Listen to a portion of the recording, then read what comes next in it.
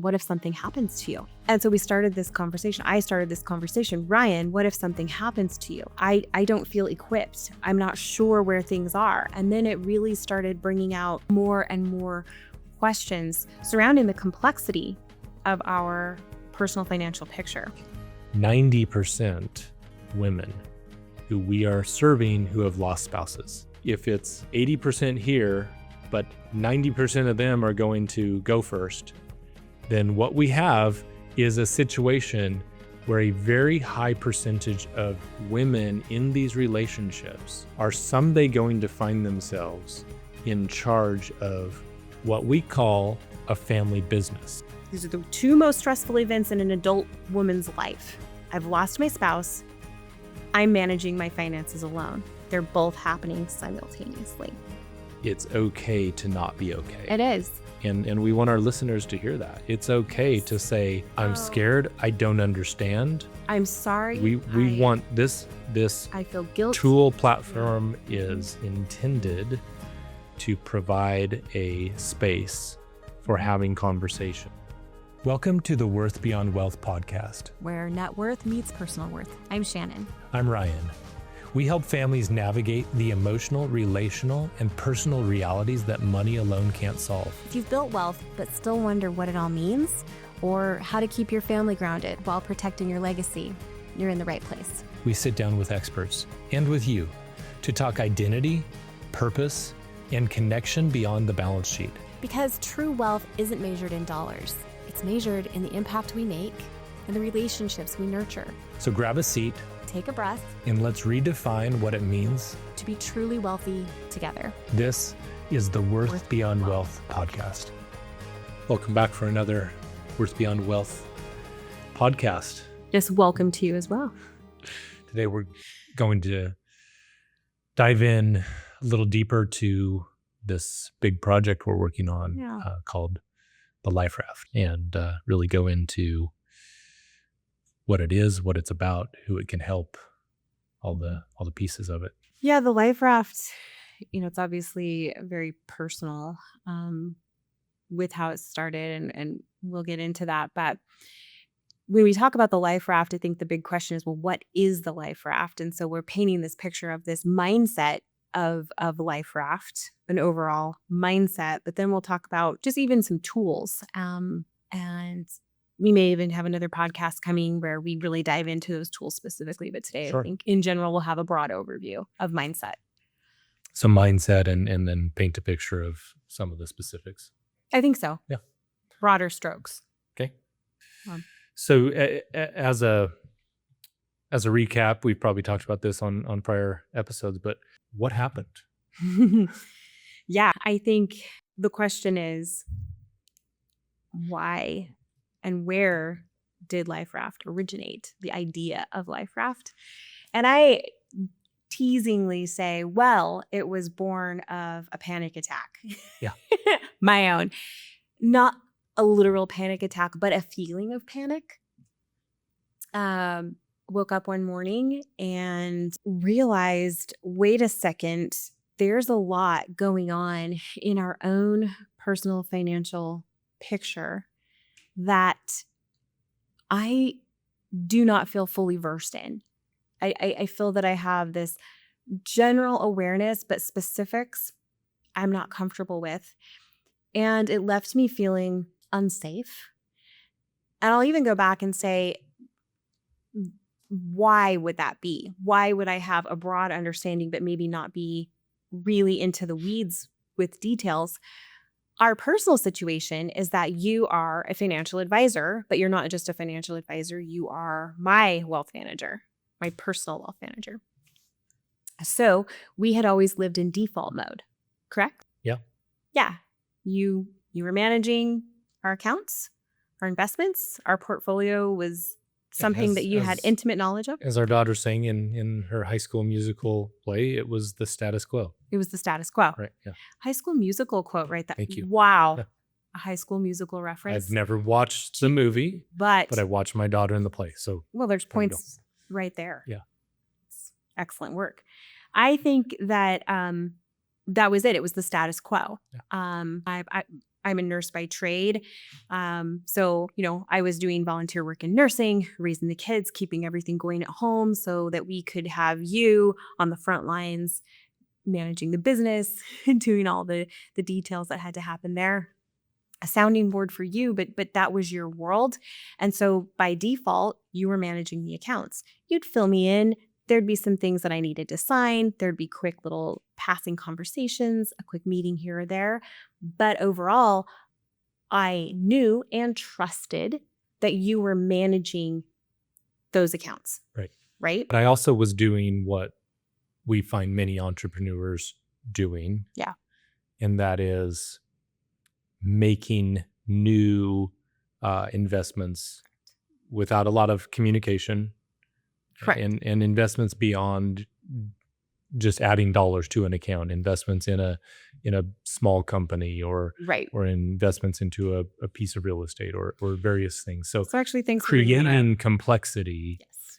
no intention of certainly not hiding anything, but No. creating complexity Right. that given the right situation would create anxiety and potentially chaos for you. Yeah. And again, yes, thank you for bringing that up. That's, I think, a critical part of the picture for myself. And I think for a lot of entrepreneurial couples, it wasn't your typical 401k situation. It was, well, there's private placements and there were just so, as you said, real estate, there were just so many things. Yeah. And the list was fairly extensive. Mhm. I just realized, and again, yeah, it wasn't that you were hiding anything from me. Absolutely not. But you were making decisions that you felt were appropriate. You would ping me on those decisions. Sometimes I would show up and maybe meet the person that you were investing in a startup or whatever it happened to be. But again, I would take, well, what do you think? And then I would say, as long as this is my comfort level, and then you'd pull the trigger. And I just trusted your judgment because you were my advisor, Mhm. right? So it's not that our relationship was inappropriate in that, but I really wasn't getting all of the nuts and bolts that could lead to feeling confident, right? So Well, and keep in mind, some of these things don't get reported on in regular cadence. So it might have been done 5 years ago. There have been no statements. Sure. Who would I even talk to? How would I even know it was there? Yeah, it's on a balance sheet, but what does that mean? Is this something I can sell? Right. Is this, again, there are a lot of moving parts, which we'll talk about, how we intend to address that in the LifeRaft process. But yeah. No, exactly. And so I started asking this question of just, okay, if I were to be in a situation where something happened to you, that was the big question. What if something happens to you? And so we started this conversation. I started this conversation. Ryan, what if something happens to you? I don't feel equipped. I'm not sure where things are. And then it really started bringing out more and more questions surrounding the complexity of our personal financial picture. Questions that you hadn't even thought of. I mean, we were really well prepared overall, we thought, right? Insurances were in place. By Sell's will, living trust, all the basic documents, everything's in place, balance sheet, CPA, attorney. Right. But there were things missing. Right. And I'll give examples of what we found, what pieces were missing. So for example, I would say, okay, well, where is this account held? Okay, well, what's the password? Okay, well, is it a dual authentication? Well, whose email does it go to? Whose cell phone does it go to? And we started realizing how many email accounts you had. We started realizing how many times things were going to your cell phone. We started realizing you would say, well, it's in the folder. And I would say, well, what folder? The one in the office. Which office? And just realizing things were here, there, and everywhere. There's 2 different offices. There's multiple folders. There's how many email accounts, and things were sort of, I guess, scattered. So we really needed to bring it all into one space. Yeah. And we don't think we're alone in that. Well, what we realized is if 2 educated people who communicate fairly regularly, and probably, I would venture to say, as we've been going through this process, realizing we're communicating better than most in a Mhm. lot of ways. Perfect? No. Have learned a lot and how to improve that communication. Still on the journey. But what we realized was that if we were in a situation where you're a wealth manager, you're a financial advisor, you know what to do, and yet we were missing so many components of how to be on the same page, how to And transfer the but knowledge to the spouse. I think this speaks to why I started to see that there might be a bigger project here, and that is I'm not sure that I was doing all of the things that are fairly standard in the industry, Yes, right? that's correct. All the tools we had a plan, we had a will, Mhm. we had CPAs, we were making investments, we were saving, we were doing all the right things. Mhm. But as we started to peel off the layers of the onion, we started to realize there's actually a lot more here that can be of value to a lot of families with complexity in their lives. And the starting point is this, what all we've talked about so far is really just getting complete clarity and open communication around the pieces, the tangible Mhm. pieces in our life around the surrounding wealth, right? Which Correct. gives security, Mhm. hopefully, Right. um, safety and security. We're finding that that is Mhm. a piece of this for many spouses. So I'm going to talk about safety and security for a second, Yeah. because what was the thing that I said when we started these conversations? I said, I feel like I'm drowning. Hmm. I need a life raft. Right. And that's why we called it the life raft. And you also said something else when I so proudly handed you a balance sheet on a single page that was in I eight did. point font so that it got on the single page. But what did you say then? I said, have you, so for those who enjoy watching movies, No. the Beautiful Mind reference came out, and I said it looked like it was from A Beautiful Mind. Um, but you said something else. You said, I feel like I'm a stranger. Yeah, I feel like I'm a stranger. I'm in a strange land. I don't understand the language, and I don't know where I'm going. And you don't know I don't, anyone. and I don't know anyone. Yeah. I did. Yes, that's correct. Yeah. So And that's in the book.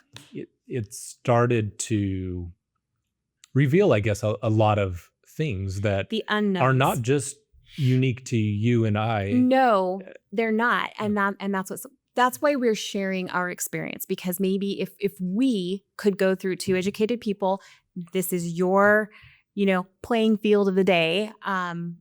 We communicate well, but yet we were in this situation, finding ourselves feeling disconnected in the knowledge transfer, and a spouse feeling like they're drowning and they need a life raft. And I was saying, if something happens to you, I'm going to be surrounded by people that I don't know. And I don't want to be in a situation where I can be taken advantage of.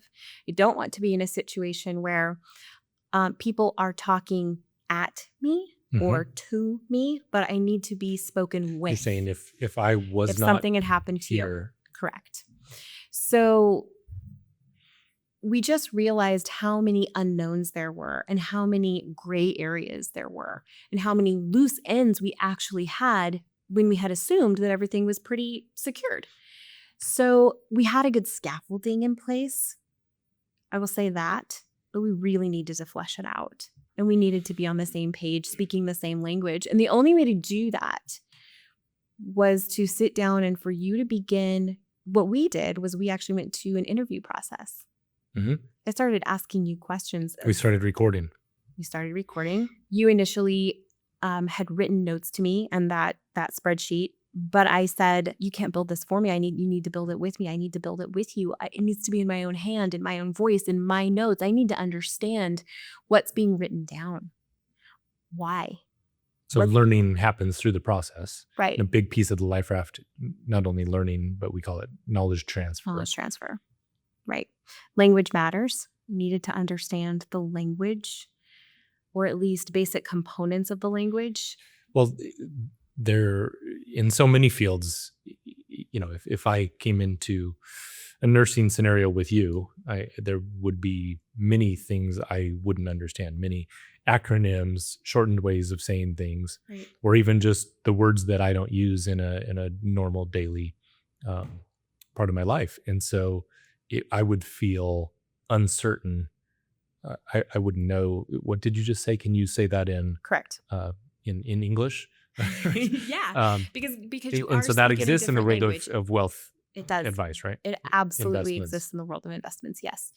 And again, just to reiterate, it can be confusing when you're dealing with even a more general plan, right? But when you add complexities, as so many entrepreneurial pictures, financial pictures, they contain complexity. Yep. Often. Would you say more often than not? Of course. Of course. Yep. So you add that level. No wonder one of the main questions that we found people were asking was, am I going to be okay? Are we going to be okay? Are we okay? Yeah. Because there was a lack of understanding. Right. Right? Not that people were doing something wrong. Not that people, I think we have to stop and say, give yourself some grace, because I think what can happen is we can go into a space of shame. We're definitely in a space of fear. But then have we entered a space where I'm stupid, I'm uneducated, I'm ignorant, I don't understand this. I'm embarrassed to ask questions. I'm embarrassed to ask questions, or a defensive position. Why didn't you explain this? Why didn't you tell me? Are you hiding things from me? Why do you do these things? Why do you always make decisions and then you leave me in the dark? Or what we have found too is, why won't you talk to me about it? Why won't you talk to me? There are, I'm tired at the end of the day, and I've already spent my business acumen time at work. Exactly. So everything we've talked about to this point creates a foundation of safety and security. In the book, we talk about Maslow's hierarchy. Mm-hmm. So, we don't need to go through that entirely, but food, shelter. Basic needs of safety and security are at the bottom of that pyramid, and you can't get to you can't climb up into higher level thinking unless you have safety and security. Yeah. So one of the ways we are communicating that is you can't move on to talking about long-term goals, mission and vision. How do we flourish? And so I want to step back for a moment and say, if this whole project was about creating something that was a fancy or robust vault of documents and information, a knockbox that would protect you if I were gone, then we wouldn't be doing it. And the reason is that there are plenty of tools out there. Yeah, absolutely. That like you said, a knockbox. We can get a box, we can have files, and we can drop pieces of paper in, or we can do it electronically. There are a lot of robust products. Yes. So what we are trying to do is to say that is the base level of what a family needs. But critical. It's step one, but then what do we do with all of this beautiful information? We moved it beyond that. The probability is not that Ryan at 48 is going to be gone tomorrow, or even in the near future. You just shared your age. That's okay. It's a big step for you. It is a big step. So the probability is that we will live a long life together for many decades. So having a end of life protection for Shannon, yes, that's part of it. But what else is the main goal? So why are you building your wealth? Right. And what is the Life Raft intended to do? Okay, so we'll get into this in a minute, but we started to see there's the potential for drift in families. This Absolutely. the entrepreneur is off creating a bigger, better thing, conquering the world, and there's somebody saying, "I'm uncertain. I feel unsafe. I don't have knowledge." And so what we found is we want to raise this person up through this knowledge transfer, everything we've talked about so Right. far, and create better communication Mhm. so that they can come together Right. and flourish in the most probabilistic way, which is to say, the likelihood that they're going to live together, For both be many more alive for years. 30, 40 more years. So Correct. if we're in our 40s, okay, this could be 50 more years or plus, considering all the health advances that your field is making, right? Doing so well. So we could it's more important to start to think about how do we flourish together Right. over the rest of our lives, Yeah. not just let's put something in place that protects you in case I'm gone. For the worst thing that can happen. Right. Planning for Armageddon. I say all the time, an investment strategy that plans or protects against Armageddon is not a strategy at all. That's just that may make you feel good, but that's not what's really beneficial to the likelihood of all the possibilities. So what we're trying to do is to create a platform that helps families flourish. So this is on your own. This is written by a PhD and a certified financial planner, both women. But in the book, it says research indicates that for a married woman, and I'm saying woman, we don't want to discount that there are gentlemen that are also in a situation where they're feeling unprepared or uninvolved or under-involved, right? Because the role could definitely be reversed. He's a professional in a different field. She's the financial professional. This could also be the case. And we've seen that. But for the sake of this particular quote, research indicates that for a married woman, the loss of a spouse is the single most emotionally stressful event in her adult life.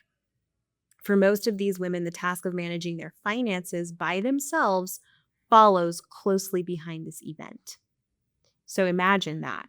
If we've, number one, lost our spouse, and number two, these are the two most stressful events in an adult woman's life. I've lost my spouse. I'm managing my finances alone. They're both happening simultaneously. They're right? And potentially for the first time, I'm involved. And potentially for the first time involved. And that is a critical piece to this. And that was something that we already talked about. What happens if I am dropped off in the middle of a terrain that I don't know? I don't know the language. I don't know the people. I don't know where I am. I have no map, no guide. I have no translation. I don't know what's happening. Right. I'm flying blind, and I'm afraid, and I'm grieving.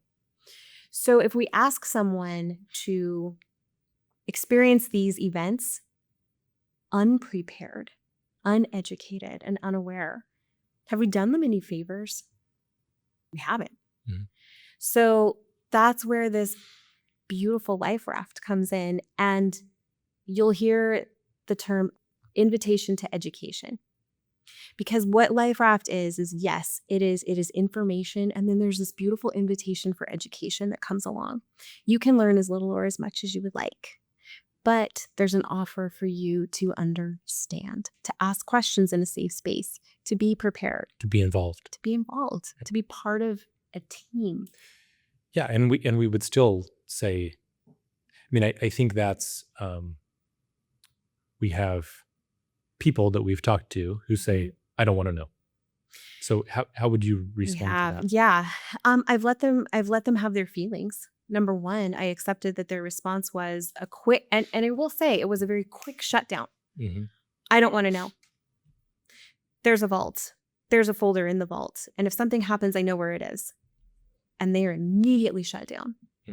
Almost as if there's fear or trepidation or uncertainty that causes them to go into a fight, flight, or freeze. Yeah. Almost to that level. And my comment back would be, what if that folder was updated 10 years ago? Right. And it probably was. Or within the last 5. Let's say 5. Yeah. 5 is still a long time. Yeah. A lot can happen in 5 years in these entrepreneurial situations. A lot absolutely has happened within 5 years. Yeah. I mean, we know of a situation where this unfortunately did happen. And I was told that a lot did happen just in 12 months. 12 months. So Because entrepreneurs by nature, and this is not a knock on an entrepreneur, this is something that is the beauty of how they work. But what does an entrepreneur typically do? They are a striver, an achiever, a visionary, a go-getter. They're kind of that hummingbird personality, right? And so if they're off and they're building the next thing and conquering the next, conquest, but they're not bringing that partner along. There's not a camaraderie in that. There's no intentionality there. Right. For the knowledge to be transferred so that this person is not left in the dust and confused and frightened. Yeah. And this isn't the goal, right? This isn't why an entrepreneur is doing this. We haven't seen ill intent, right? No. So actually we've seen the opposite. I feel badly about this. My spouse is in pain. My spouse is confused, is concerned, but I don't know what to do. Is there something we can do? Yeah, we've seen that response. Yeah. But I think let's talk about something. How did the realization of what came out of this feeling of panic, concern, how did that shift our roles with home and work? Before we do that, can I want to, you started talking about entrepreneurs. And I wanted to make sure we got this in here. So just a moment ago, you were talking about the personality of an entrepreneur. Who are they, et cetera. And while we're saying the word entrepreneur, I want to draw out for a moment that we don't necessarily just mean those individuals in the world who own their own have business. started or are running their own business. Absolutely no. And no, because we think that the LifeRaft concept and system can be useful for many people that may not own businesses. And so we don't want it to be just, hey, I'm not an entrepreneur, so this isn't for me. So you're going to love this. The word entrepreneur actually comes from a French word meaning to undertake, often referring to someone bearing financial risk in hopes of making a profit. Okay, now a economist and philosopher named Jean-Baptiste Say went further. He said, it is one who shifts resources from less to more productive uses. Okay, so here we have the word entrepreneur, but that clearly doesn't just mean people who own their own businesses. No. An entrepreneur then can be pastors, people who are out investing in real estate, people who are executives of large corporations or within large corporations. Absolutely. Managers and leaders within companies who have devoted their lives to making that company or the division that they manage better. I talked to a neighbor the other day who had worked in companies, in 2 specific companies, large companies, household names, everybody knows them. And he said, when you work in those companies, he's not an entrepreneur from this, definition of do you own a small business? But he said, you give them 24 hours a day. You are on call. They own you. They own you. You could be called by a manager. You have to be on a call somewhere. So those people, what we want to say, and I believe you used the term a minute ago, these are all strivers. These are all people driving toward a bigger, better future. These are all people who are shifting resources. Yeah, they're productive from people. a less to a greater productive use. It's really a superpower. Yeah, it's people that are willing to take risk, but people that have grit, that have a growth mindset. Yeah. Okay, so the LifeRaft is for all of these people. Yes. It's for the pastor who is giving 24 hours a day to building a church. And we talked with Adam in our last episode, who had been in that world, who built a successful church. Absolutely. Really no different than building a successful business in the time and activities and energy and hit a wall. And it was tearing the family apart. So right. success can be a really big drain on these families. And what did we say? We didn't want that engine to stop running. We just wanted to kind of put that governor on the engine so that this is sustainable. Yeah. Keep going. Yeah. Just don't rev so hard. Yeah. I think he talked about making the hustle sustainable. The hustle sustainable. So yeah, the life raft is for all of these families. Agree. And then you used another word. So we believe that to create a flourishing family, there has to be a pretty good amount of intentionality. Yes. Right? This isn't infrastructure just and intentionality. This isn't just going to happen by accident. And I think that anyway, that I wanted to talk about that because I want people to see that this is for them. This is for their family. Absolutely. This can be a tool almost for any family, and we're working on things that might be able to take it out for do-it-yourselfers, not just the families that can come in and pay people like us to walk alongside them. We want this to be a blessing to the world. Well, and it was actually really sweet. We had a lovely friend who really loves this idea, but she said, we don't need this really complex version because we don't have a complex portfolio, but gosh, we need the Costco version. And I loved that. Mm-hmm. Absolutely, because how far can you go and what can you achieve with what you already have? It doesn't have to be complex. You can still do so much. And if you bolster that with this infrastructure and this intentionality and these tools, then sure, how far can you go? I thought it was a really great observation. I don't necessarily have this complexity, but do you have a Costco version? I love that. It's great because we are seeing it in almost every conversation I have. Nobody says, "Oh, that's a dumb idea." No one needs that. No, we've had the opposite. Is this available now? Can I purchase a product today? It was kind of funny, but yeah, let's kind of scoot back to. So how did this shift? How did we shift in roles? And you loved it when I used that term. Hey, we have roles. I did love it when you said that. You used to say that a lot. You know, if I would come and have ideas or thoughts or questions around your schedule, probably, or are you able to do this, or what about that? And we were kind of in these spaces. It was probably a way for me to get out of doing things I didn't want to do at home, like cleaning the garage, or I'm speculating. I'm not saying that's totally true. No. It just might be.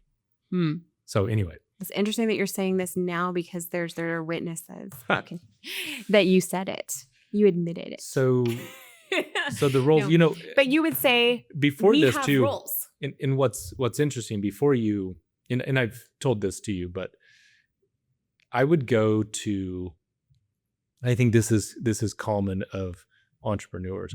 Mm-hmm. I would go to conferences. Yes. Where we were visioning about business strategies. How are we going to grow things? How are we, what are we going to implement? How are we going to say things better? What are we going to do to build something better? And I would have pages and pages of notes. Yeah. And then there would be some time or space to go into the family. Mm-hmm. And my mind became a blank slate. Mm-hmm. And I was convicted of that. I was convicted by that. Yeah. But I didn't at that time, and over the years, I didn't really know how to address that. And it's possible that part of this journey is one where there are moments. There are different times in our cycle where we have more capacity to do things than others. So Absolutely. if our kids are young, yeah, it is You're harder. grinding. It is harder to When you're building wealth, when you're building families, and often there are defined rules. Like I have to sleep because, and I have to get up. I have a 7 a.m. meeting, so I can't get up with the sick kiddo tonight. Yeah. We have rules. Yep. I felt hurt by that, and we came to a space of realizing that language needed to change and that mindset needed to shift. And there was healing over that, which was beautiful. And then that helps us to come together. But I think in those moments, specifically at this time where we really realized that we needed to make some big shifts in the way that we were approaching life, approaching financial decision making, approaching, and I was in charge of our personal finances. We've talked about that in past, but you were in charge of our big financial picture. Yep, you were paying bills, you were running the household checking account, right? Operating account, if you will, but I was still building But you were still building wealth. the wealth and handling everything that had to do with that. Our taxes. You were working in, you've said, unconscious competency. It was an automatic response for you. It was like breathing. Yeah. So you weren't even thinking about it. Yeah. And so everything. And that said, by the time we had this conversation, yes. when you had your panic attack, I probably had 60,000 hours yes. of working in, advising, thinking about studying, earning credentials, becoming the best that I could be in this industry. And you also said it was automatic. I don't even know what I need to communicate to you. You don't know that? How do you not? Right. That's the unconscious. You never thought about it. That's right. It was just handled. But what you did think was, oh, don't worry. I'm taking care of you. I'm taking care of it. I'm taking care of our family. I'm taking care of the kids. I've managed this. I just need you to sign this and have some awareness about this. But don't worry. I've handled all of that. It's done. And then you trusted that I had the home front managed. And I trusted that you had this managed. And we were in these spaces. But we realized that we had to do some shifting around. So we couldn't say any longer, we have roles. Well, having separate roles and creating silos. I think that's a great way to... is not a great way to have... connection. Open and honest communication, to flourish together, to come together. But we also those silos are what's creating this. So that concept of we have roles was creating the drift. I would agree. Yeah. But we had a great marriage. Sure. It wasn't like it was on the rocks. No, but what could happen if we had continued in silos? After this moment of realization, there comes a moment of accountability, right? We have this awakening. We have this realization of what's going on. We have awareness. And now there's a moment of choice. Are you going to do something about it? Or are you going to continue in what's normal? Right? And so, back real quick to the reason I wanted that statement out there, that I would go to these conferences and have this check, and guilt, because I think that this idea is not going to be news to many of the drivers and strivers that we're talking about. They just don't know, as I didn't know, what to do about it. So here's what we're doing. We're giving language to the felt need. People feel this. You feel it in your gut. It sits in your chest. It weighs on your shoulders. We know there's something wrong there, missing, going on, but we don't have language for it. And so I think what we're doing really is we are trying to give language, space, and then ideas on how can we address this. And tools. Yeah, absolutely. Because once we have awareness, like we just chatted about, we enter into that space of now will you make a decision to do something about it? But what do I do? Right? And so then we start to walk through a process. Here's what you could do. Here's some things that we've done. Here's some things that we are doing. Mhm. And at the time, when you said, oh, let's work on this project, and well, maybe it's not just for us, maybe it's for other people too.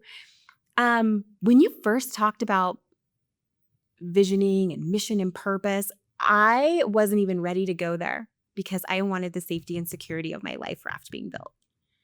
And then once we did that, I could think outside of that box. Yeah. And so I think we're also offering get your life raft built, know where everything is, get on the same page, transfer knowledge, understand what you have. And then you can go into this really fun space, visioning, mission, purpose, why you're building wealth. What did it even matter? Why does it matter, right? Does it just matter to retire? I mean, I hope not. I hope that's not the only reason that we're working our tails off. At the end of the day, is their mission, vision, and purpose. Yeah. So I think, though, again, just shifting in these roles, you started to hear me. We started to come together and make space and carve out time. And it was hard. It's still hard. But we said, we're just going to build the plane as we're flying it. You said, we're building this plane as we're flying it. And I said, that's okay as long as we're building it.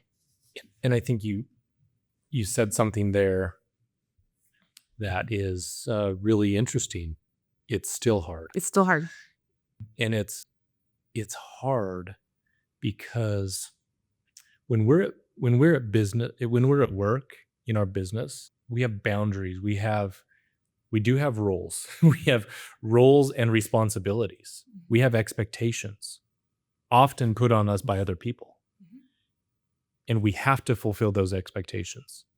And so that can mean there are regular meetings that we have to attend, that there are to-dos we have to achieve each week. There are goals or things we're working on, projects.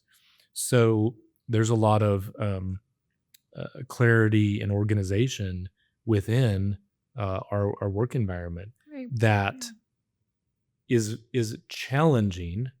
Certainly could be done, but it's challenging to put that same structure in place in a house. Yes. So we have kids going in different directions. We have, this or that emergency that pops up when we were supposed to be having that family meeting.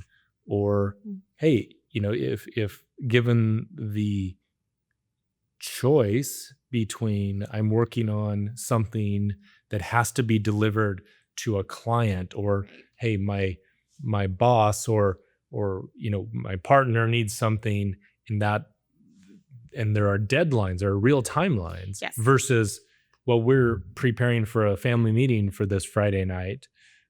Guess what gets put off, right? Guess what gets put off when you get home and neighbor knocks on the door and needs help. Okay. So there are so many things that bring contingency, or you're just flat out tired. You're tired. So you're just tired. So it is. You want to put your comfy socks on and your sweats and kick your feet up. You don't want to talk about, let's update, our financial spreadsheet. Yeah. So we are advising that for many families, we're going to talk about this in greater detail, but you have LifeRaft that creates the foundation, that creates the awareness, creates the shared language, it creates the safety and security. That is step one. Step two, now we can start to have mission and purpose. Now we can start to dream together, have vision, create core values, all that piece that we'll talk about. Okay, let's just stop there for a moment. Are we done? No, because this thing over here continues to change. The life raft. Values change, new investments are made, on and on and on. That's in constant flux. This continues to change because maybe it's as simple as our kids are at different stages of life now. So our mission and vision is starting to change, or, our core values we need to adjust. So change happens. Okay, So can you do this, put it on a shelf and be done? No. No. It's a living document. So We'll talk about that. rhythms and patterns, Yeah. the cycle, we call Yeah. it life raft, life map, life cycle. And so Right. we have to keep this going. Okay. There's now a cadence that will come in. there's a cadence, Yeah. which is frankly the hard part, right? The cadence is the hard part. That's when you say it's still challenging. Yeah. Okay. We've largely done this. Yes, it isn't perfect. We're adding to it. But it's changing.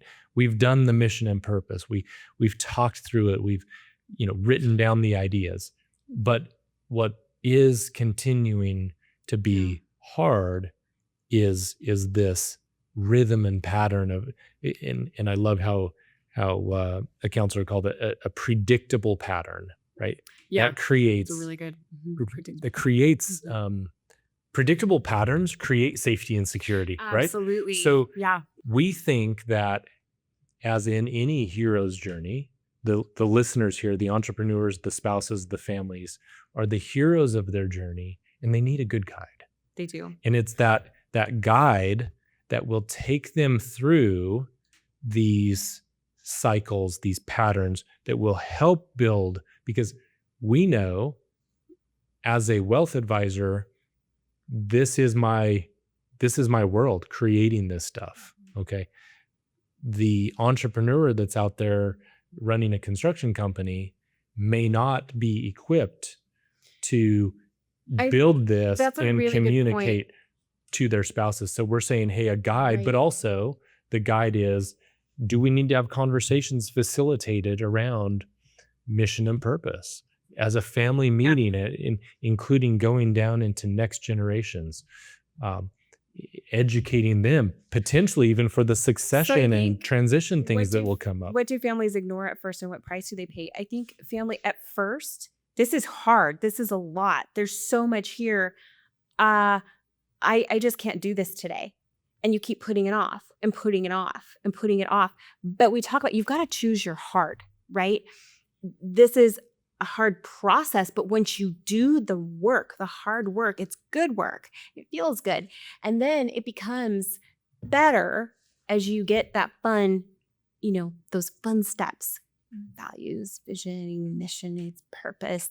But if you don't do anything, one day that will come back to you, right? You could be in the situation where the worst does happen.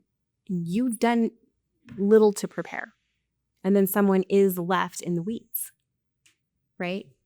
And so I think the price that you're paying is living many years with this unsettledness instead of living with a lot of years of community and partnership and fun and vision and that mission and purpose, or you're living in this space of always unsettled, never really sure of what's going on, don't really know what we have, don't really understand it, just kind of confused and in the gray space. So choose your hard. So business people, investors, think in terms of return on investment. Yeah, your ROI. Okay. So shifting roles at home. Okay, you're becoming my advisor, talking in ROI and all right. So return on investment. Let's talk about that for a second. We've shifted in roles. What am I doing now? Well, you're on the Worth Beyond Wealth podcast with me. Fine. You're writing a book, you're building a system, you're in here helping with marketing. You're taking on a lot of new and uncomfortable and reading books that I didn't think I would read, learning about the psychology of money. It's all fascinating. Yeah. Some of it is boring. I'm not going to lie. And not every spouse is going to dive into. Nor should they. That's right. And here's the other thing I had to not just accept, but I think give myself permission to relax in. I don't have to be an expert. I don't need to become a financial advisor. I have one. Mm-hmm. And there's a great team here at RW. Who, not how. Who, not how. And bolstering up my knowledge base and getting my feet wet and starting to practice some of these principles and learning more, that has been fabulous. That self-development has been great in this space. And maybe that's enough, right? For someone else, maybe all they want is to create the life raft Mm-hmm. and then have the regular cadence with the updates. And that's enough. And that's also okay. Yep. So I'm going to ask you a question. You laid out two paths. Do nothing. Right. Do something. They're both hard. Right. Do nothing is, hard and drift and unsettledness and insecurity and lack of safety, potentially, all of these things. And here it's hard because, look, doing something is hard. It's organization. It might be expensive to time. Pay somebody like us to walk through this with you because it's a very involved process. Mm-hmm. But when we think about and money's emotional. That expense, mm-hmm. time, money, investment of whatever it is, what is the return on that investment? Peace, safety, security, shared, we've said it 5 times, maybe more, mission, goals, purpose. Can you put a number on it? How do you mean that? What is so a good investment in our world? If I said, hey, Shannon, let's invest money in this and it's going to return 30% a year. Mm-hmm. That would be a phenomenal investment. That investment, by the way, will double it at something like in every couple of years. So I'm going to ask you, what do you think the return on investment I think the return on investment for this is infinite. I think you cannot put a number on it. It's not like any other investment you'll ever make. You're investing in you can't the flourishing of your family. Yeah. But that's an important concept because absolutely we think in terms of return on investment. I love what Dan Sullivan said at Strategic Coach in one of my first sessions when I had him in Toronto as a coach. And he said, I view every expense as an investment. Yes. So I remember that. This is an investment in the flourishing and joy and peace of your family, potentially for generations. Yeah. And I think that's not. And I think I'm going to even bring that even into some really practical spaces. I think it is good for your physical health. I think it is good for your mental health. I think it is good for your relational health, your spiritual health. I think it's good for every aspect of your life. Yeah. I mean, we're very much looking at LifeRaft as a very holistic system. It's holistic. Yeah. So if you could summarize the wake-up call in one sentence, what would it be? I realize what I don't know. Please help me. I'm drowning. I need the life raft. I need to understand. I want to speak with people. I need to feel more control. It was an out of control feeling. You felt out of control. So I would say it was a moment of, I'm scared. Yeah.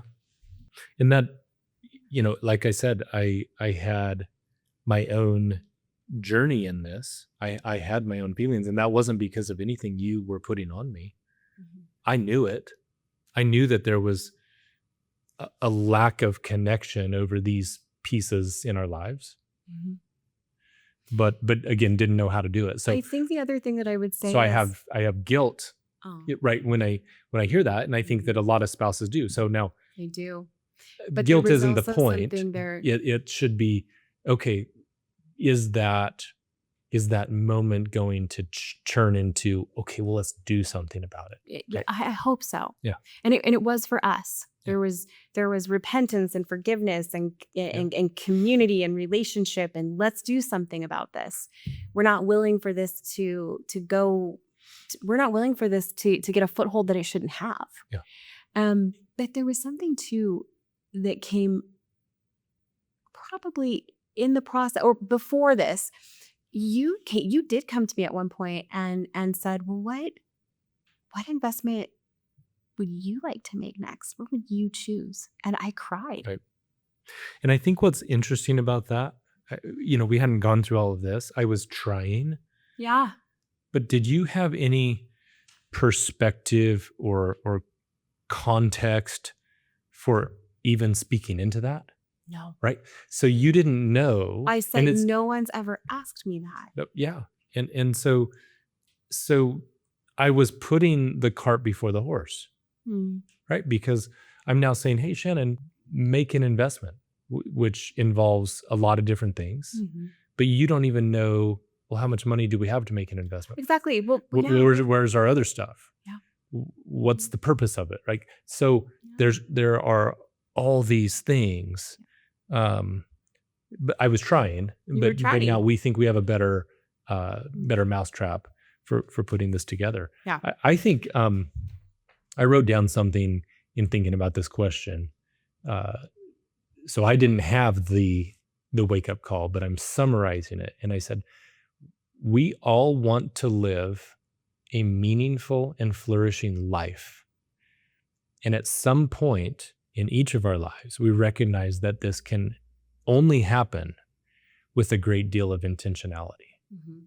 And I think that's part of the awareness that we had, right? But here's something that's really interesting. How would you summarize it? And I said, I'm scared.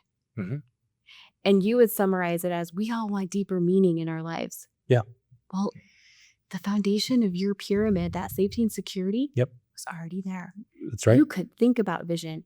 I couldn't. Yeah. Because I didn't feel safe. Right. So I think what we're offering here is space to not be okay and then get okay. Let's get okay. Yeah. Let's be okay. Yeah. Are we going to be okay? We said, Sure. I said the other day at a public speaking forum, I said, it's okay to not be okay. It is. And we want our listeners to hear that. It's okay Yes. to say, I'm scared. I don't understand. I'm sorry. We want this I feel guilt. tool platform is intended to provide a space for having conversations. And questions are not stupid. No. And this has happened. We've been in situations where you've been speaking and I can see it on someone's face and I know what they're feeling. I am afraid to ask what that means. And I've put my hand on you. So could you explain?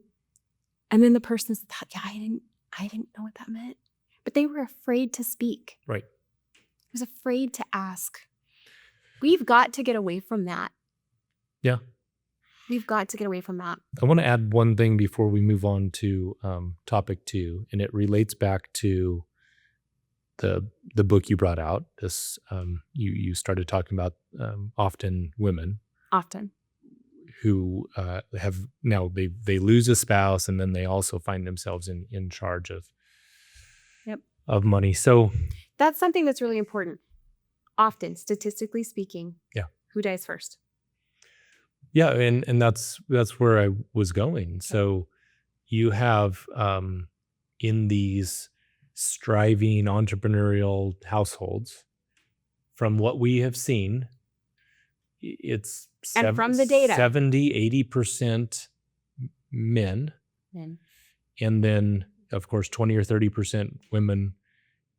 And what is the likelihood? So I looked through a lot of our clients and I said, okay, who are the clients in this practice that have lost spouses? And I looked, and it was something like 90% women who we are serving who have lost spouses. Yeah. So if it's 80% here, but 90% of them are going to go first, then what we have is a situation where a very high percentage of women in these relationships are someday going to find themselves in charge of what we call, and I said to you, a family business. Right. Now, we don't want that to get lost in the terminology of, well, we don't own a family business. No, this is your family's enterprise. Wealth is your business. So we call it living in family enterprise. Family enterprise. Right. So these matriarchs are now in charge of this family enterprise. And the 90% who died had 90% of the knowledge. So we better bring up this 10%. These family enterprises are larger than most businesses ever become. Most businesses never achieve more than $1 million of sales. So Right. But these family businesses can be far larger than any true business, right? So this is an important thing they find themselves in charge of. And sometimes we hear, well, my sons will help, or, Yep. I but heard someone the other here's the day, well, I problem. hope my son would help me. And that may be okay. The problem is, in our industry, a problem, we do continuing education all the time on elder abuse. Oh, and where is the thank most you. common source of elder abuse? From people that are known to the person. So that may be a good solution, and it may work out perfectly, but you and every spouse should have awareness and knowledge, and at least have, as I love how you say it, you use LifeRaft language all the time. We can talk about that more, but you say there's an invitation to education. So you still need to know. You still need to have awareness. Yeah. When we talk about anybody who's in your life raft, they need to be invited into that life raft. Yeah. Right? Yep. They need to be people who have your interests at their heart, not just a fiduciary, but a steward. They need to be someone who's very much wrapped in what is best for you. You have to be safe. Yep. And if they haven't been invited into your life raft, they need to be excused if they're not a right fit. If they have been invited into your life raft, but they haven't proven to be who they said they would be, they need to be excused because it's your raft. Yep. It's really important. Let's jump for a moment to a topic that summarizes a lot of what we've said already. Yeah. Yeah. So we've built a mindset scorecard for the life raft concept. This a scorecard, and we'll put this on our website, where you can get a link to it on this show. And I think we have this mindset, but there's also an assessment, a self-assessment. Well, there will be, when our book is published, there will be self-assessments throughout that on specific topics. And maybe that even helps to kind of build up to this mindset. Yeah, possibly. Maybe. So we've come up with 8 mindsets, shared vision and goals. Well, I'm just going to go through these, and then we'll come back and talk in turn. So shared vision and goals is mindset 1. Mindset 2, communication and transparency. Mm-hmm. Mindset 3, time investment in the family. 4, emotional connection and support. 5, financial security and understanding. 6, alignment on values and legacy. Mm-hmm. 7, role clarity and partnership. Mm-hmm. And 8, crisis preparedness and resilience. So in a mindset scorecard, you go through, you think about it. Where am I today? Put a score down. Where do I want to be? Okay, so if we think about shared vision and goals, on the low end, we rarely discuss our long-term goals as a couple or family. I feel disconnected from the entrepreneur's vision. On the far side, the highest point, we have a clear shared vision for our family's future that aligns with both our personal and professional goals, and we communicate about it. So that's a sampling of these things, and I don't know that we need to go through each one here. No, we do want to provide a link, but these are the things, all of the big, broad, 30,000 foot level things that the Life Raft system is intending to address. And I think it's important to say, if your score is initially low, that's okay. You have not failed. Yeah.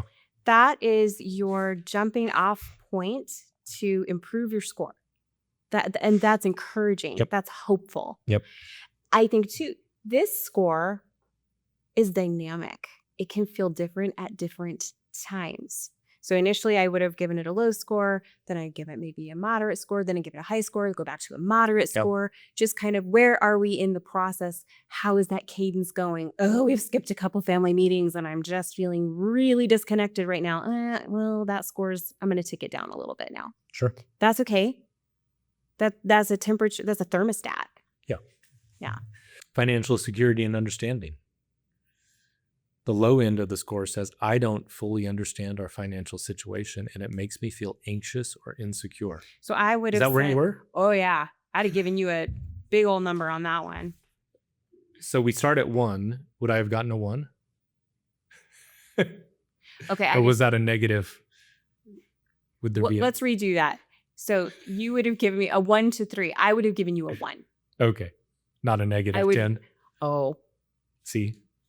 Is that an option? I guess. As we move up the spectrum, I have a general idea of our finances, but I don't feel confident or involved in the planning process. And then as we move up the continuum, I feel secure and well-informed about our finances, and I'm actively involved in planning and decision-making.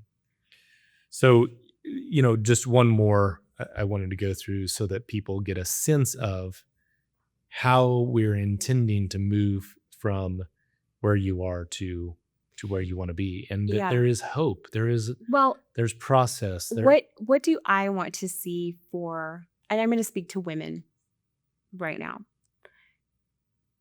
I want women to walk away from this feeling. There's something you ask me a lot when I come back and I give you an update. This happened today. I was able to answer in this way. I had this context. I was able to help this person, give them direction. You'll say, how does that make you feel? Does that make you feel empowered? Yes, it's very empowering. I want women to walk away feeling empowered. Mm-hmm. There are 6 female advisors here at RW. That is something that we are so proud of. They're killing it. And they're able to speak into other lives, right?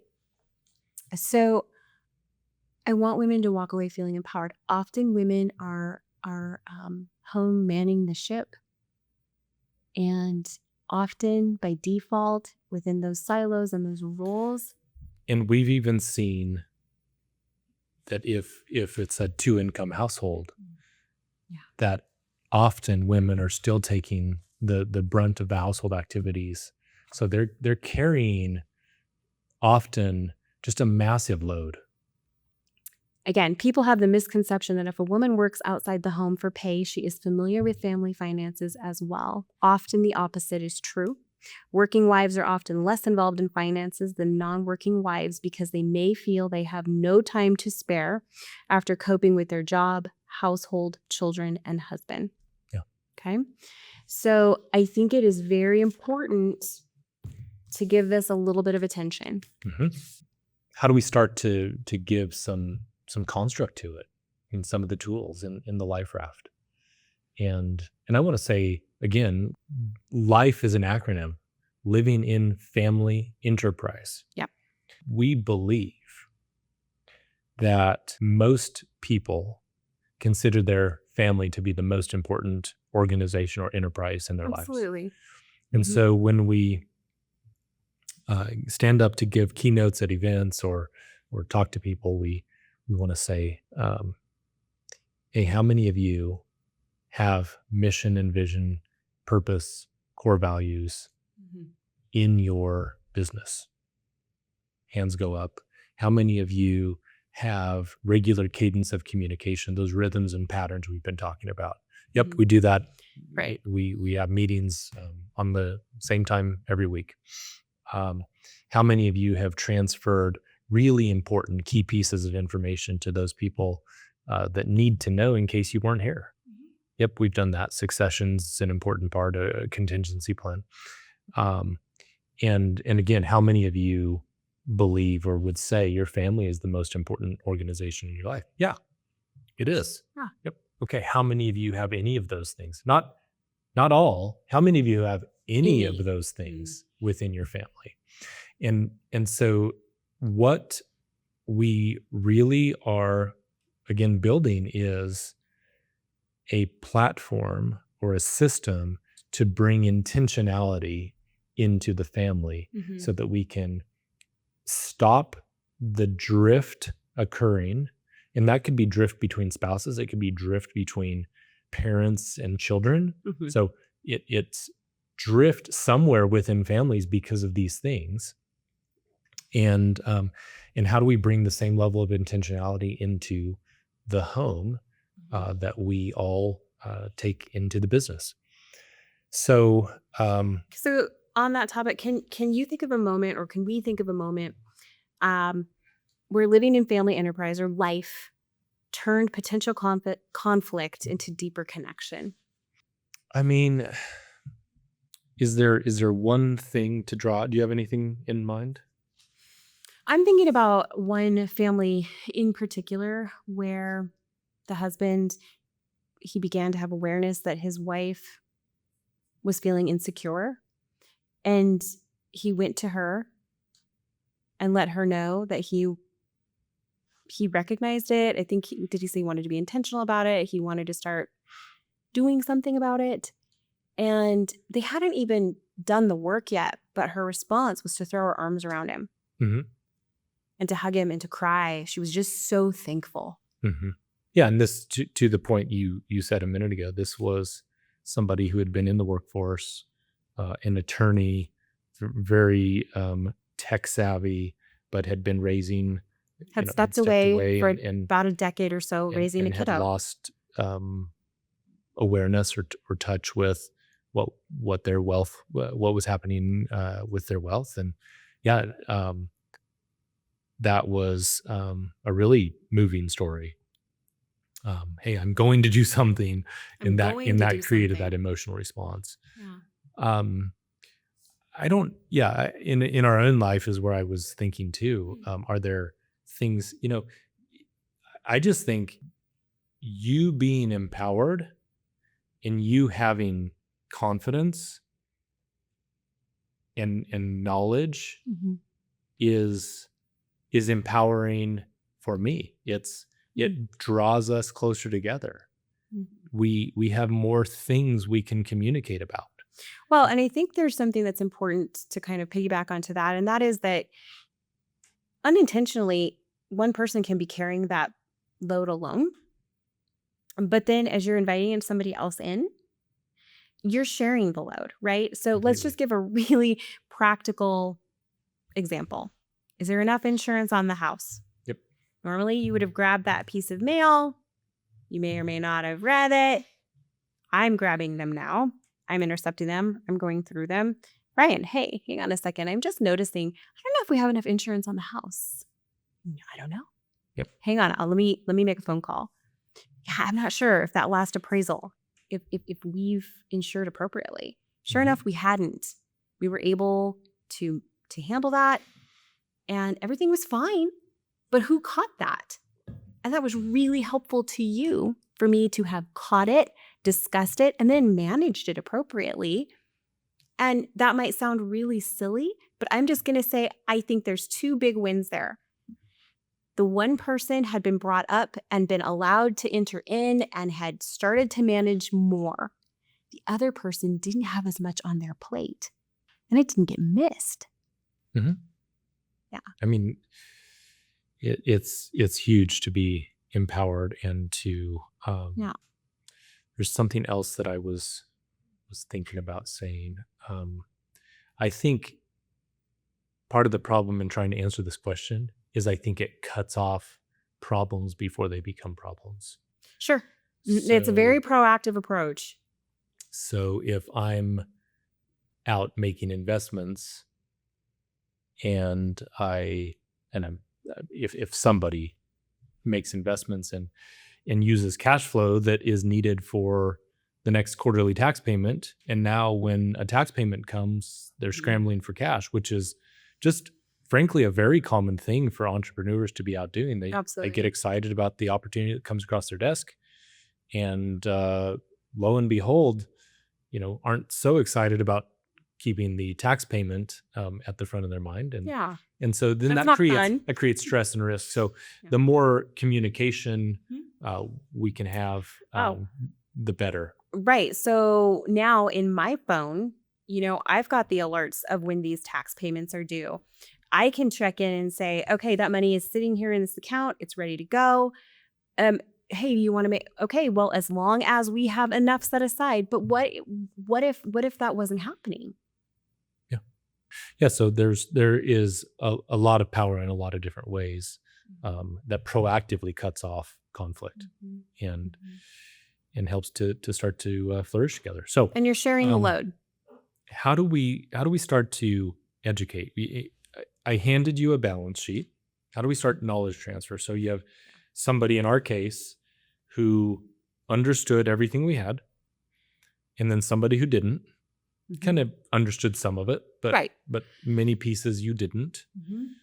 I hand you a balance sheet, and this is where our in the wealth advisory industry, that's often, there's a balance Yeah. sheet or there's a financial plan, Yeah. and we can come back to that. But I think that overall, the industry does a reasonably poor job Mhm. across the board. I would say most people that we come across don't have good plans. Mhm. So I think the industry has a long way to go to achieve that. And so the balance sheet though doesn't cut it. No, it does not cut it. And I think that there's just some funny, thinking back, just funny moments. And I think it's important this is not a perfect picture. It's not always pretty. You have to give yourself grace, space. We talk about permission to pause. Um, when we were first going through this, and I asked you, well, who would I go to if something happened to you? You were my advisor. Well, you would go to these people. Okay, so can I talk to them right now and just kind of go over some things with them? And that would be great if we could just loop them in. You said no. I said, well, why not? Well, because they wouldn't understand this right now. I'm the one who understands this. I'm really the only one who understands Well, this. I haven't shared I anything with haven't them, right? shared Yep. anything with them. And I remember looking at you and just saying, well, a lot of good that's going to do me if you're dead, buddy. You're my advisor and you Yep. just died. And I Yep. was just, well, great. Yep. And just moments where we were sort of muddling through, figuring it out. It was kind of funny. And So K1. I was like, what the heck's a K1? well, You remember that? let's for the moment though, the balance sheet. It was So yes, I felt like it was a mess. it's a mess, but it's a mess. A balance sheet doesn't suffice because It's just why? a It reporting says document. it says here's a thing, here's its name, Mm-hmm. and here's its value. Like at That's its it. at its simplest level, a balance sheet says here is an account and its value. Yep. Here's a piece of property and its value. Here's a investment in a Yeah. small startup company and its value. Okay. Right. That doesn't even begin. So what I gave you was beyond a balance sheet. So I just want to that's why I'm kind of stopping and saying, let's hold on for a moment before we start talking K1. Yeah. Because a balance sheet doesn't say that. But there were funny moments. That's the Ye- point where we were just muddling. Yeah, we're trying to figure it out. Yeah. So, but the reason we think there's something to be done here in Mhm. improving how Oh, communication happens over investments and wealth advisory items is that the basic tools don't cut it. no. And what I started to say to you, because we had the interview process, okay, Ryan, if you're my financial advisor, so from the grave, what would you tell me about this investment? And we Yeah. would go line by line. What would you tell me? Should I sell this? Should I keep this? Okay, what do I need to know about this? Oh, okay, what would the capital gains be on that? Okay, we just went through one by one. And you learned a lot of things. Yeah. Like, well, there won't be gains on this because when I die, there will be a step up in cost basis. And so you won't pay tax. I'd never heard of a step up. Yep. I had to understand that. Why, and why But would I? That's right. why would I know that? That's right. Why would I have to know that? So the balance sheet we felt was insufficient. It's inadequate. And so what we have started to work out is what we call a LifeRaft household summary. Yes. And how do people learn it? Oh, that was something we had to talk about. So many different ways of learning, right? Some are auditory, some are visual, some are kinesthetic. So some have components of all of these learning styles, and they need to be able to do that. So we're trying to give people tools in all different modalities, right? We're trying AI. We're trying to look at flow charts. We're trying to look at household summaries, So timelines. one of the things that we're going after, though, is we've talked about a narrative, a Yep, story. a story. So instead of a balance sheet, we're talking about a household summary. Mm-hmm. And what's on that household summary? Your story. Your story. Who, what, when, where, why, and how. Right? Mm-hmm. So this is just the summary. This is the essential pieces of information Mm-hmm. about each financial Each asset, each liability, yes, each insurance policy, each piece of real estate, whatever it may be. Mm-hmm. This is the short story, Mm-hmm. right? This is a summary. This isn't the long form narrative, but the short story of that thing. So we had some aha moments, right? I mean, We're still having them. just around things that are as simple. And when I say simple, I think it's simple. You may not. Our listeners may not. A 401k. It's just an account. Yeah. We're putting money into it. But when I started to lay out the narrative around the 401k, the things that I wanted you to be knowledgeable about, tax deferred savings, how many pages was tax deferred growth, Roth potential. It was a 6-page document. Now this is now I've moved away from the summary, okay? But there's so much there in every financial object. So that's the long form story. The summary, we're building a tool for to get the who, what, where, when, why, how in a place where you can access it. This isn't just something you access if I'm gone. This becomes a platform that you can interact with. And to your point, the potential of having some AI in there where you can say, hey, where is the 401k held? How's it invested? What do I need to know about it that, I may not think to ask? And you can start to interact with the information in our surrounding our wealth that you don't have access to or capacity to interact with today, unless you're talking to me. Right. And guess what? Like you said earlier, I may get home and you may want to ask a question, and I've been doing this all day long, and I don't feel like talking about that's never happened, Ryan. Right? I don't know what you're referring to. And unfortunately, and we're trying to address this. Sometimes families get the worst of each other, right? We give our best at work. We give our best to our friends. We give our best to those we want to go help. You'll love me anyway, even if I'm rude tonight. Yeah. Right? So that's unfortunate. Or too tired. Yeah, too tired. So household summary is one thing. We walk through that with every asset. In many of these households, there are partnerships that own multiple sub assets. Yeah. Okay, well, that needs to be clarified, and then becomes a place where the documents and all of the, maybe the P&Ls and all the different things can be loaded in that now AI can start to use and you can start to access. Just a side note here, making sure that when you're communicating with professionals, let's just use a CPA as an example. This is actually lived experience. It happened to us recently. I went to access some documents through our CPA. I couldn't access them because why? Under my social. Under your social. Yep.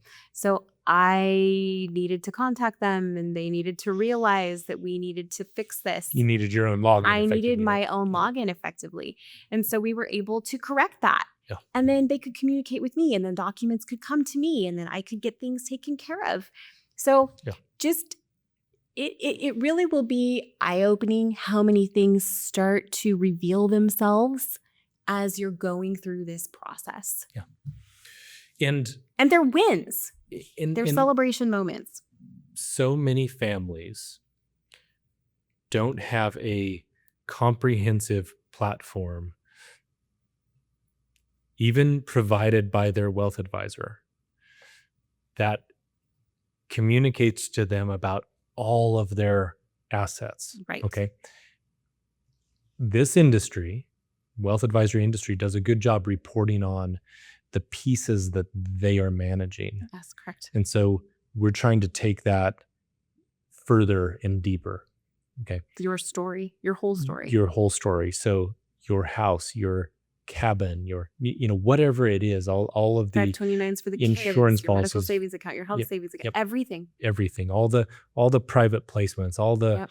the private equity funds. If there are things held outside of that advisor's purview, Right. sometimes those are put into a financial plan. Often they are. But that doesn't provide a great platform for somebody who's not involved to look at that and chew on it and understand it. It just is now a data point inside of an overall plan that spits out a number and says you're going to be okay. Also, that person isn't aware of the action items surrounding those assets. Sure. There are action items. Sure. Yeah. Yeah, and those get missed. And as an advisor, well, that's not my action item because I have nothing to do with that asset. But we're trying to take that deeper with our clients and provide more concierge service in that respect. Yeah. So, and more education and awareness. Yeah. Therefore leading to empowerment. Yeah. So household summary, LifeRaft household summary, who, what, when, where, why, how. Now, cash flow. And you mentioned a flow map. Did you always understand how money flowed through? No, because household? How many accounts do we have and how many banks do we utilize? I have to have my flow map to answer that question. There we go. Right. Yes. Right. I can think of 3 banks right off the top. Yeah. And the way the money flows through those banks, it is very interesting. The flow map. So this is something that it's just kind of a fun fact. We had a gentleman here actually interning with us. PhD. It's kind of a fun little twist. Genius. And I had him. You can say his name. So you just called Pete a genius. I did call Pete a genius. Pete, we need to make sure Pete listens to this episode. Is a lovely, lovely man, and he is a genius. But I asked Pete, okay, Pete, if you looking at everything that you've seen here, all of our stuff, and you're a PhD in economics, is this complex? Yes. If you didn't understand any of this, what would that create? Could that be anxiety producing? Yes. So I think it's so important for people to pause and understand the complexity that comes often, again, in entrepreneurial, financial pictures. I don't think we can. It's different than most yes. balance sheets, which is why we're trying to build out. I don't think we can say it enough. And resources. It's just so it's different. Complex. It's so complex. I mean, we've talked to people with if we all have seen organizational charts and a labyrinth of accounts and investments and when I said, hey, what does your spouse say or think when they see this? Oh, they've never seen it. They've never seen it. These, there are things. And you've worked with people that they don't even remember what they have. We ask leading questions to try to keep drawing out more and more information. And then like a month later, I forgot. I also have, wait, I didn't remember this property. Oh, yeah. So the flow map is to really understand. To make it tangible. How does sort of this nebulous thing. In with this tool, we're not trying to say here is the exact amount of money that's coming from this source. No. Going to this, we're trying to say it's a flow map. The flow. Where does it come from generally? Think of it like from water. that account. Where does that flow? Yeah, how do things get funded? We can put some notes on there, but it gives you. I think that's perhaps the one tool that's given you the most peace or the most. I've really insight, enjoyed it. Right. The other one that I've really loved has been the timeline with action items. Yeah. So I know on a calendar year when accounts need to be funded, when something needs to be paid, when distributions need to be. I now, again, I will say things that are very nebulous and kind of floating around because it's not in your everyday line of sight or thought, when it's on this concrete page with to-dos, it's so lovely. Yeah. Yeah. And, what you're drawing out there is just the complexity that exists in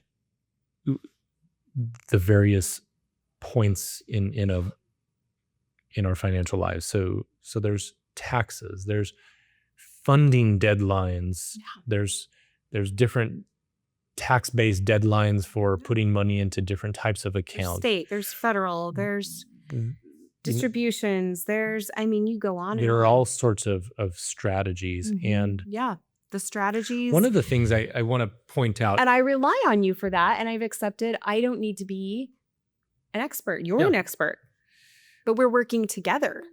One of the things that was an aha when we started doing this is the number of very high net worth entrepreneurial families that don't right now have a lot of liquidity. And so they aren't working with a wealth advisor, a financial planner who is investing their money, which is often when many people go to an advisor like us is when they have money to invest.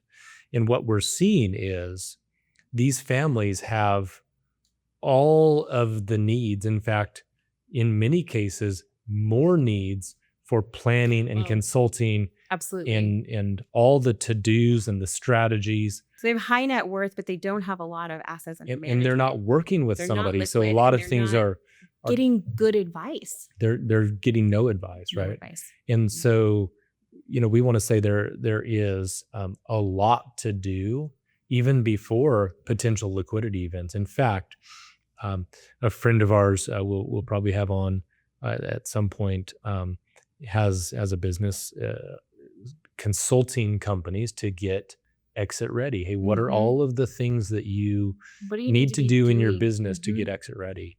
And the big aha, as we've talked with him, was this is about getting your family and the entrepreneur exit ready. Okay, so there's a lot of work, including financial strategies, including getting money potentially outside of the business to start to, does it create safety and security and peace when every dollar that's made in the business gets reinvested in the business, gets reinvested into illiquid investments like pieces of property? So LifeRaft language there, you would say throwing money over the wall. Yep.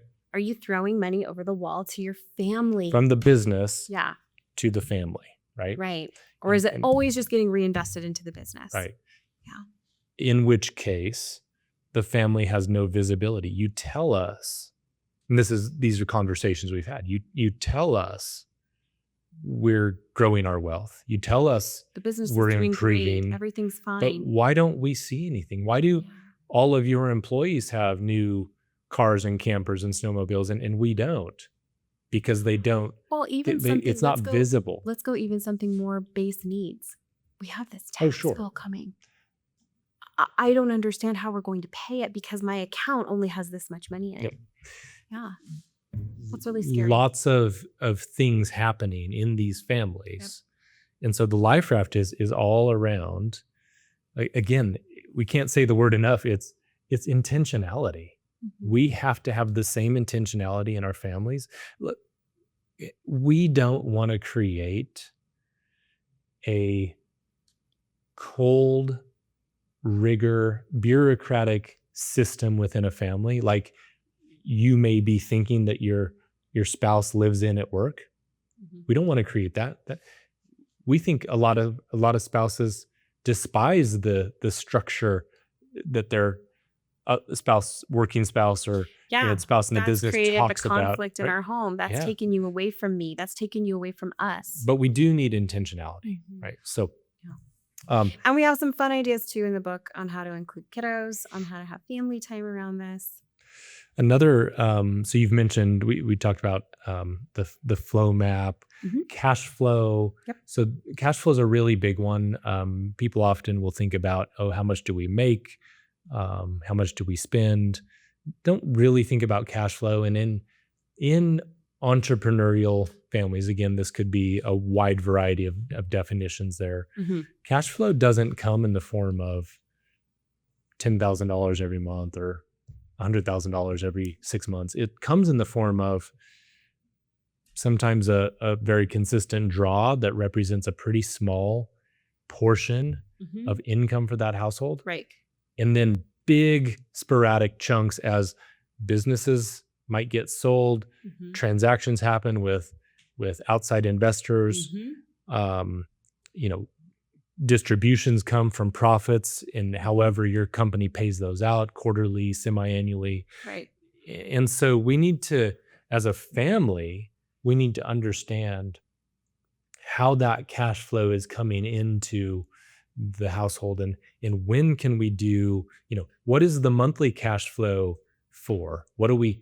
How much do we have? Where is that going?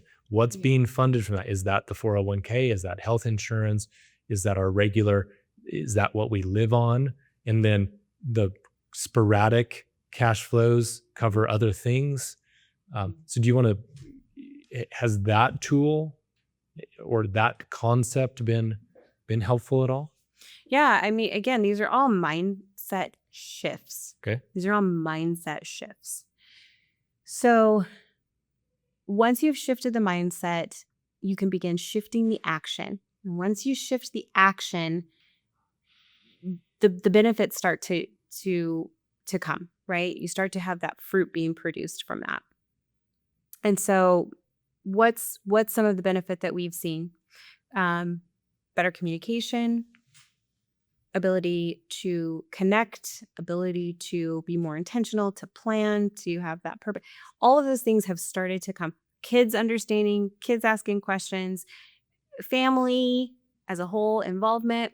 So that's been fun. Yeah. If a listener wanted to start tonight, what would be the very first action they could take? One more thing that we're missing there on some of these tools that's I know is near and dear to your heart. Who's in your life raft?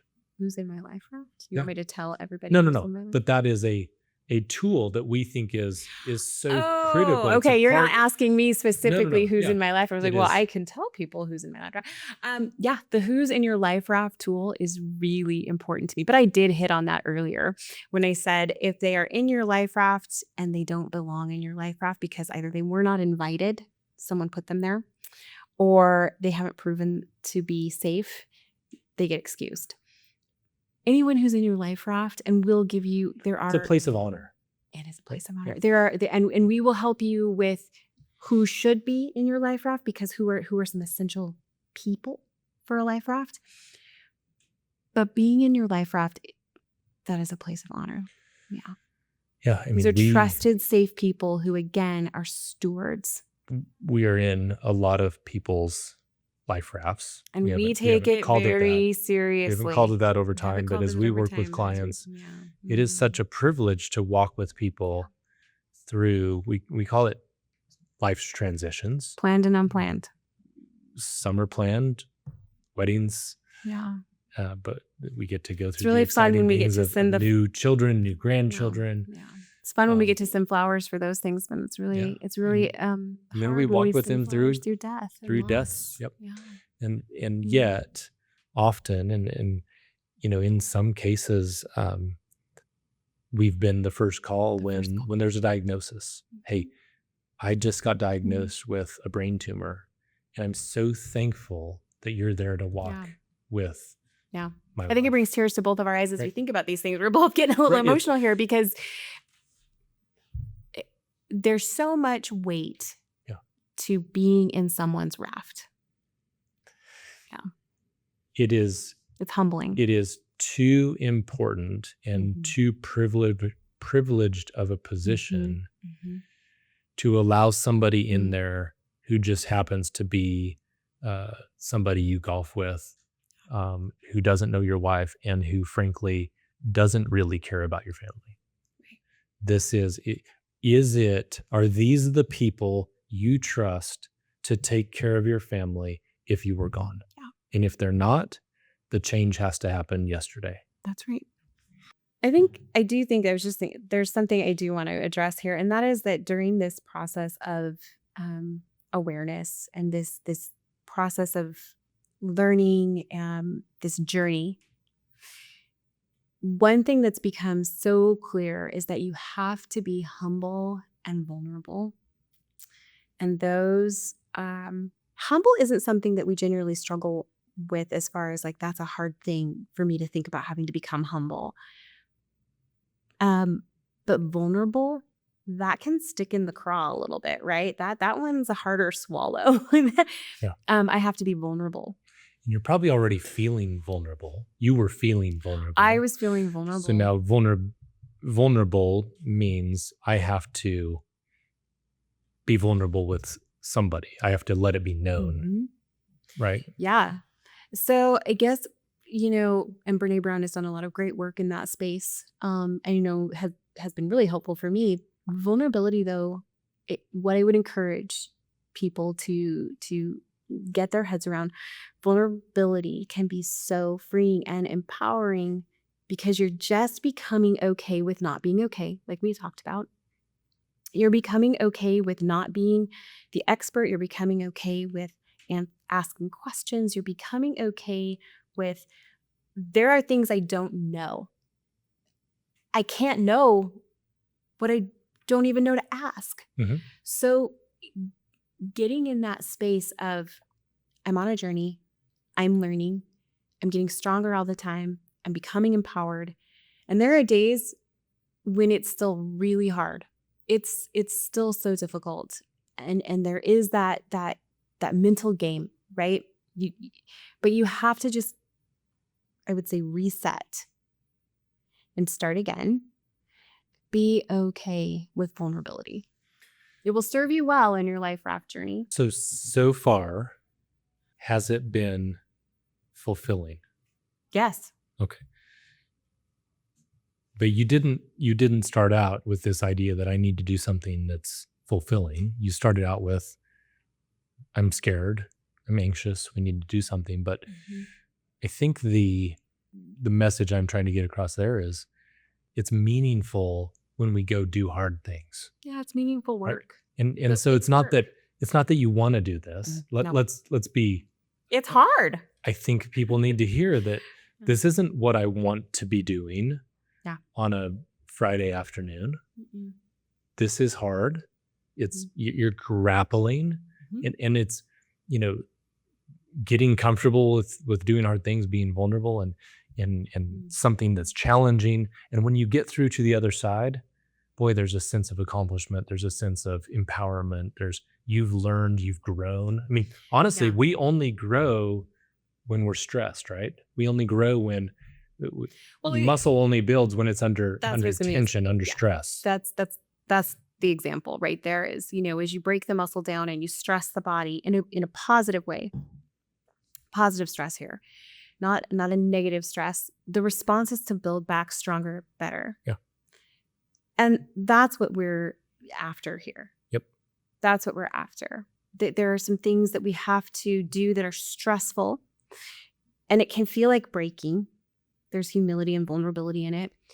But the result, the end fruit, that product, is that you should be building back better, stronger, more empowered. Yep. We want to help families build. So we've talked a lot today about the inception of the idea, the wake up call, and the reasons, and then some of the specific tools around building the wealth components of the life raft. And we start there because wealth, investments, money is the playing field of what we can do as a family, right? That's the tool of the game.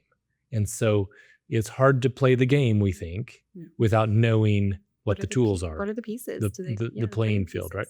Yeah. That's why we start there. Now, we went long today, and we're going to have to come back and talk about the next components, Right. the rest of the system, Life where we map, get life into cycle, life moments, mission, purpose, purpose, the rhythms and patterns, and the yeah, all the celebrations. things. Yeah, So really excited to do that, because that's the stuff that fun. makes it come to life, to build the culture. Knowing your family balance sheet doesn't build the culture, all this other stuff. And we did hard work today. We had to build the scaffolding. culture is so good and fun, and what we can get excited about. So soon to be back with all of the rest of the system. And please reach out to us if you want to have a conversation about your life raft. Absolutely. Be happy to chat. Thank you for listening to the Worth Beyond Wealth podcast. If you liked this podcast, please like, share, and subscribe. The highest compliment you could give would be sharing this with a friend. Thank you. The opinions expressed in this program are for general informational purposes only and are not intended to provide specific advice or recommendations for any individual or any specific security. RW Investment Management, LLC, DBA RW Investment Management, is a registered investment advisor. Testimonials given by current clients are not in exchange for compensation. This document is solely for informational purposes. Advisory services are only offered to clients or prospective clients where RWIM and its representatives are properly licensed or exempt from licensure. Past performance is no guarantee of future returns. Investing involves risk and possible loss of principal capital.